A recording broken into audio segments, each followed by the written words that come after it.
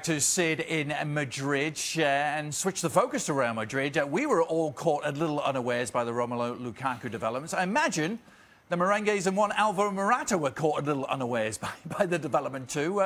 What's the latest from there?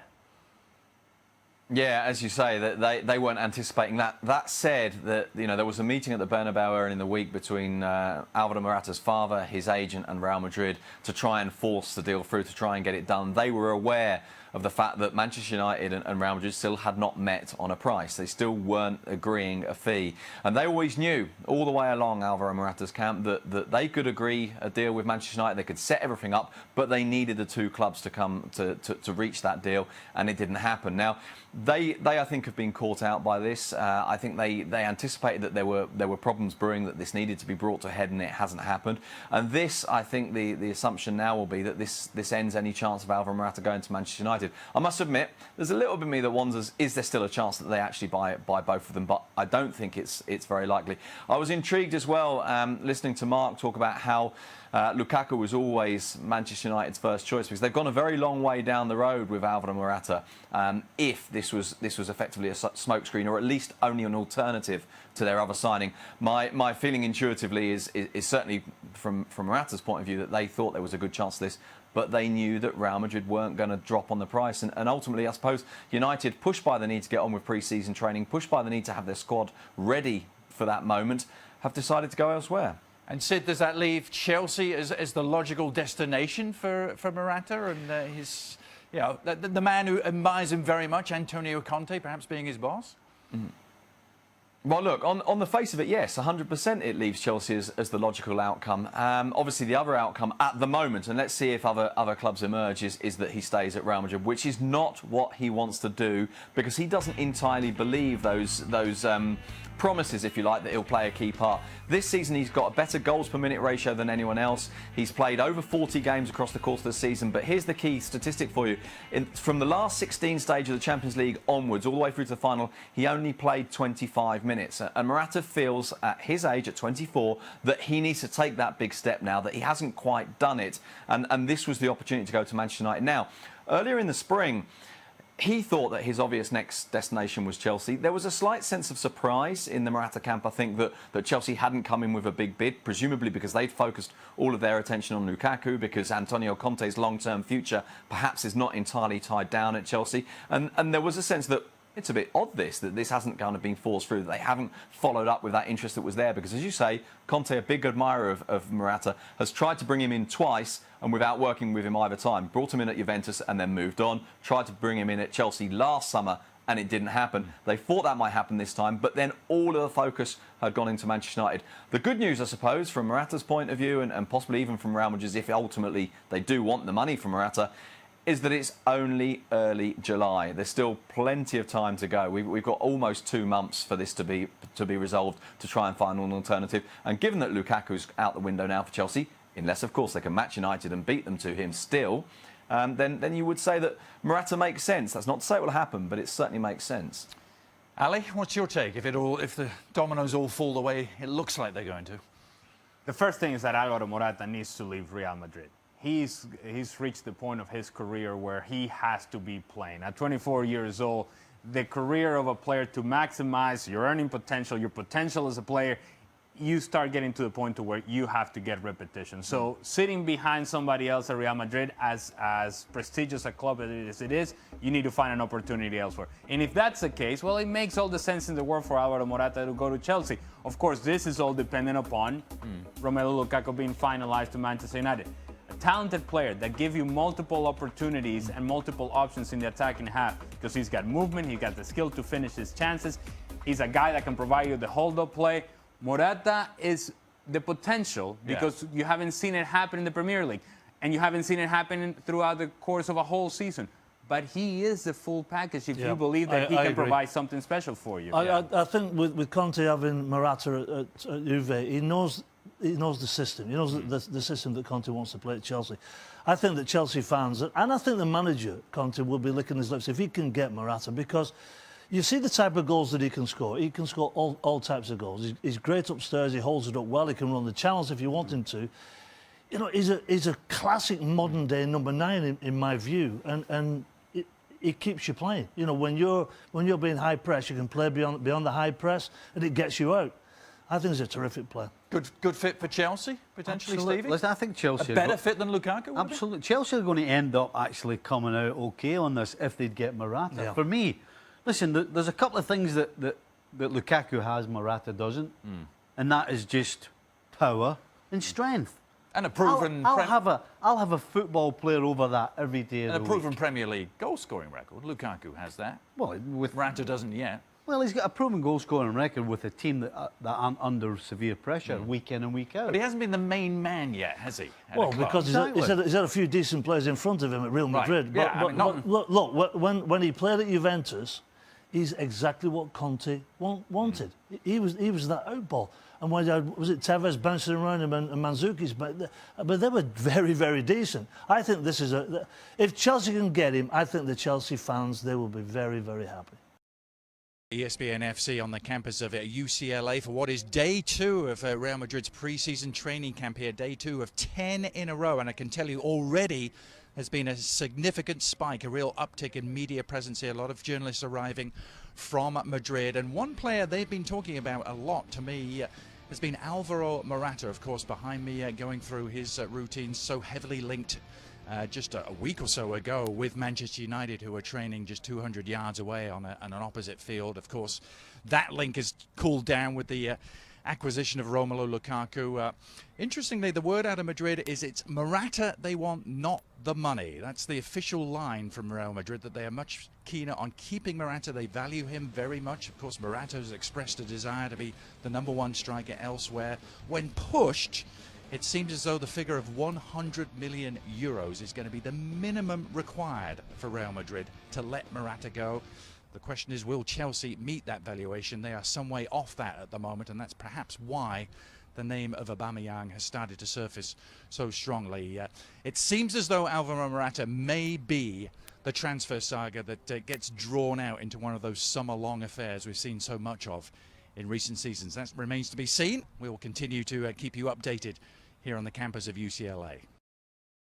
Seem to have found themselves another man to add to their list. Timoe Bakayoko seems set to join the Blues pending the medical. Shaka Hislop here with me. Shaka, good business?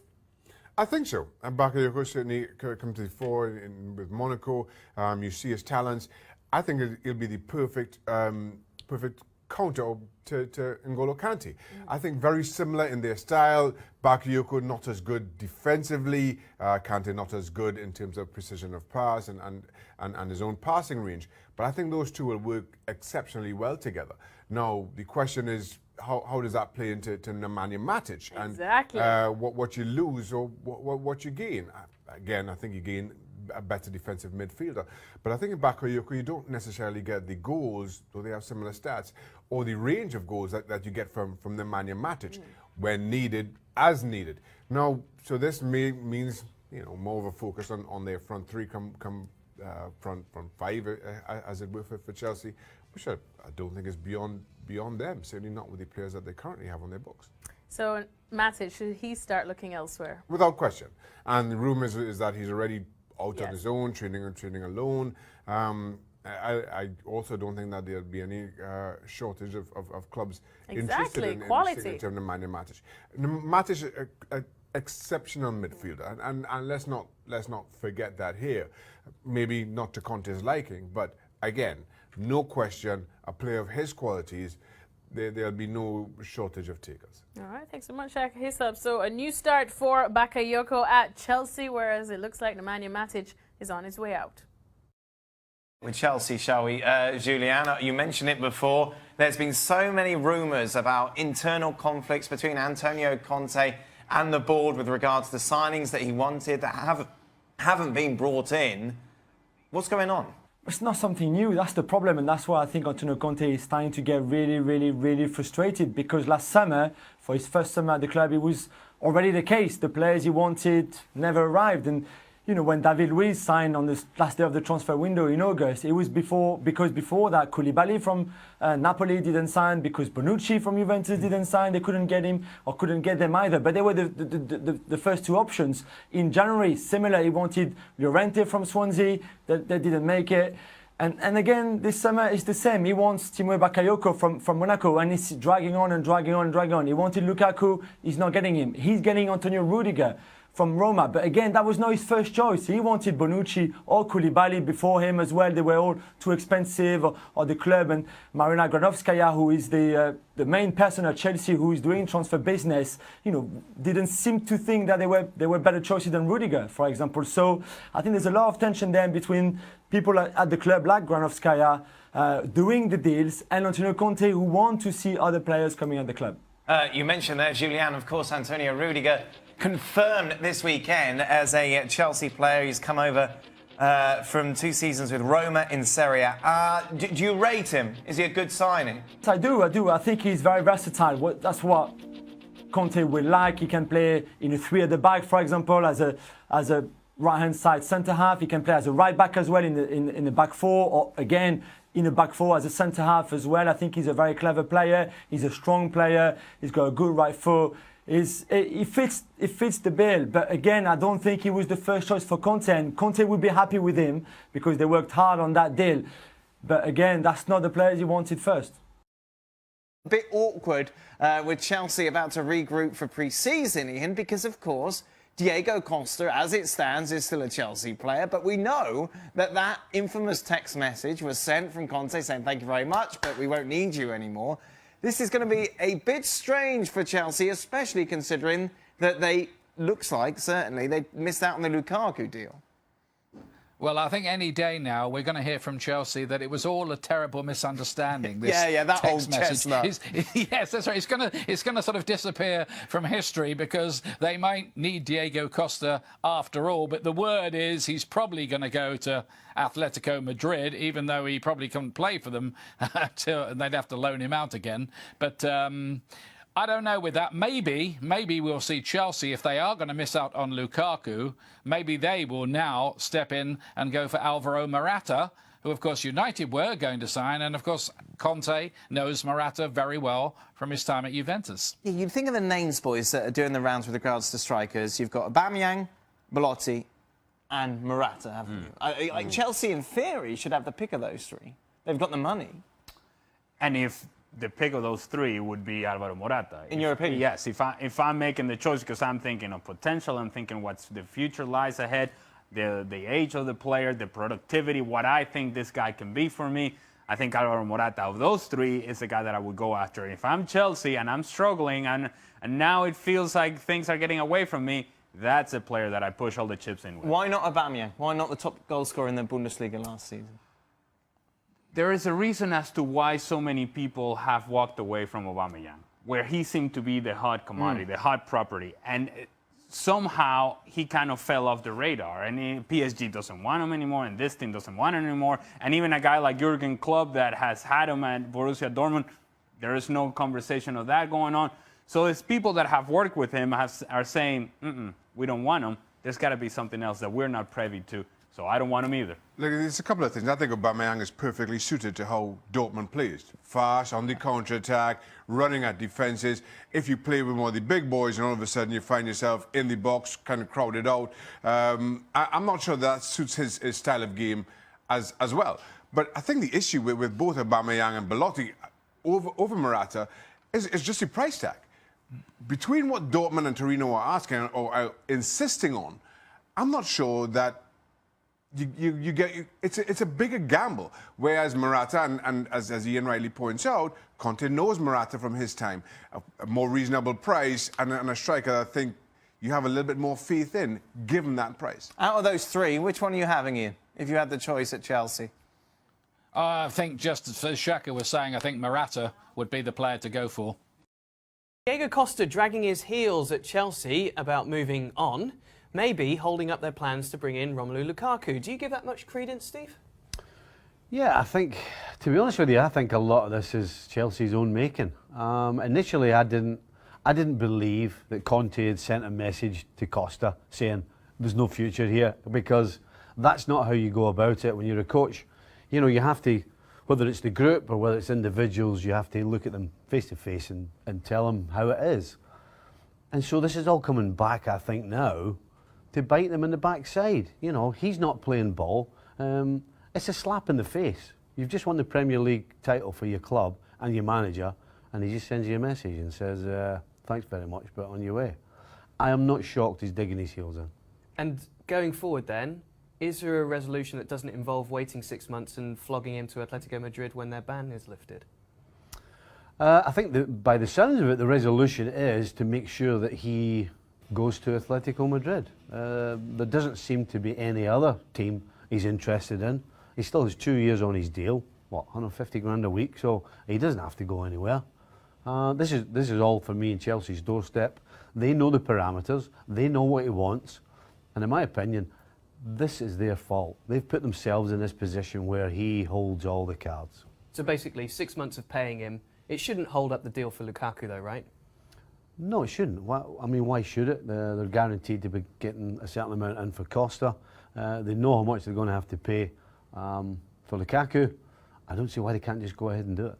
Okay, well, one signing seems to be in the bag with Rudiger's arrival very imminent at Stamford Bridge, but at the other end of the pitch, still issues to sort out, and we'll see if there is some kind of solution for both Costa and possibly Lukaku too to return. Back because there's some news in England suggesting that Manchester United might hijack another possible Chelsea transfer. Yeah, Tuesday's edition of the Daily Mail going very big with the story that Bakayoko, of course, the Monaco midfielder who's been a target for Chelsea for quite a while, might be the next one who will be snatched right from Chelsea's underneath Chelsea's noses. The way the story is written, though, suggests to me that maybe, and maybe I'm just being a little bit cynical here, that Monaco are leaking this to drive up the price a little bit. You know, putting the frightness on Chelsea, saying, you know, if you don't bid us more money, you might lose another one. But certainly, very authoritative story, very good reporter in Matt Barlow, so I'm sure it's very well sourced. About not to be disrespectful, but we speak about Rome and Chelsea, and Chelsea is a big club.